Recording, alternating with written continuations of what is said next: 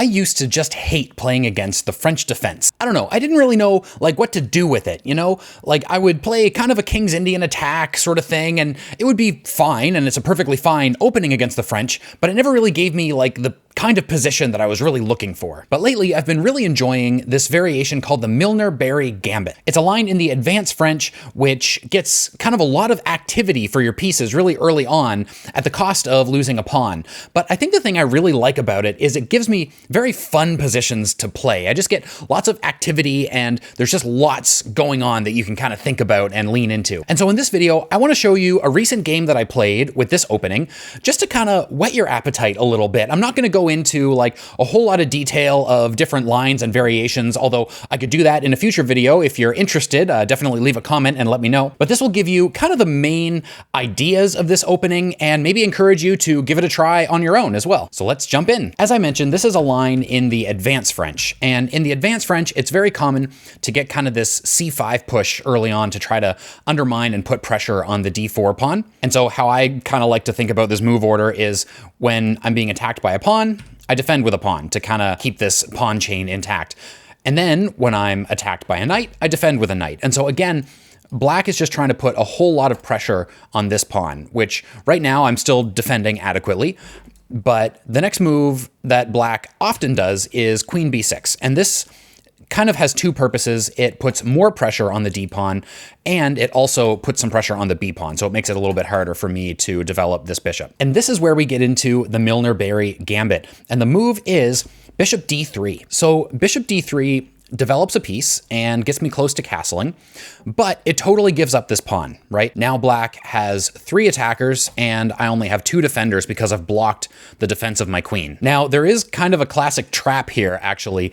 If Black takes and then we recapture, captures like this, then this is actually a blunder because we can play bishop b5. And that's with the check, and Black is going to lose their queen.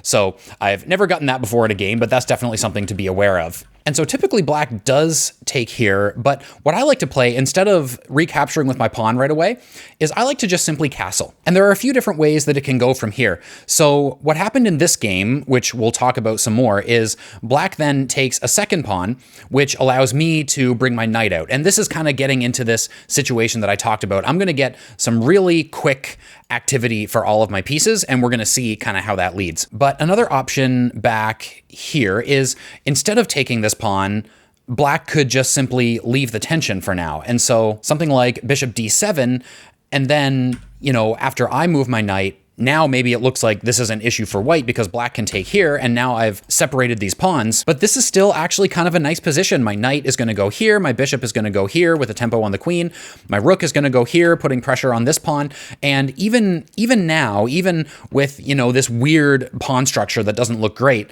white can get a lot of activity and can make a lot of things happen. So let's go back, and okay, this is what happened in the game, and I got my knight out. Now, after knight g to e7, I brought up my bishop with a tempo on the queen. And after queen d8, this is kind of the position that I want you to look at, because look at the activity of white compared to Black. Like, yes, I'm down a pawn, and also this pawn is looking, you know, pretty weak. I might not be able to hold on to that pawn, but Black's king is still in the center, White's king is castled, the bishops haven't moved, and they need still a couple of moves in order to get developed. The queen is right back on the starting square, whereas White, like, I have all of these pieces developed quite nicely, and I'm getting ready to start, you know, trying to put some pressure maybe down the center against the king, or maybe over onto this c-file. And things are just looking pretty nice for white. And like I said, this is kind of a fun position to play. Like, you're down a pawn, but there's a lot of activity. You're way ahead in development. And so kind of trying to figure out how to sort of lean into that and use that activity to your advantage can make for some pretty fun games. So at this point, I played rook c1. I think some other moves would have been better. Like, I think jumping the knight in was actually quite a good move according to the engine. And there's probably a way for me to save this pawn if I thought about it hard enough. But anyway, I played rook c1, just grabbing this open file, and then Black, you know, piles up on this pawn. There's not much I can do about that, but I bring out my rook, and this kind of is starting to try to take advantage of the fact that black's king is still in the center, right? I'm going to try to use this activity to my advantage and the fact that black isn't yet castled. And so black takes the pawn, I trade here, and then I just move my bishop out of the way, right? And then after bishop d7, yeah, okay, so after bishop d7, I play queen h5. And this is like, you know, I'm just adding more pressure. I'm putting some pressure on the f7 pawn. Like maybe at some point I can manage a rook lift to come around, or maybe I can do something with my bishops because my bishops have the potential to be quite powerful. And of course, not only that, but I'm actually attacking this knight with the queen as well. And so knight c4, just to get that out of the way. Bishop d4, because I don't want to lose my bishop right now. And this does give up this pawn, but it also moves the bishop out of the way so that my rook is actually pinning this pawn. And then at this point, my opponent started to make some mistakes, but my activity is just so strong that it's really hard to keep track of all of the potential tactics that are happening in this position. So they actually played this blunder, queen e7, which, yes, it defends this, but it doesn't actually do anything about this pin. Like now the pawn is just simply pinned to the queen. And so I capture here, hitting the queen, and then they tried to counterattack my queen with this g6 push. But of course, my bishop is active as well, and this is hanging that rook. And so takes, and actually, apparently, I think like knight d5, according to the engine, was even better than just taking the rook right away, because then maybe it's because I can get this fork and actually win more than just an exchange. But anyway, I just grabbed the rook, and then after they took my knight, then I grabbed this one as well.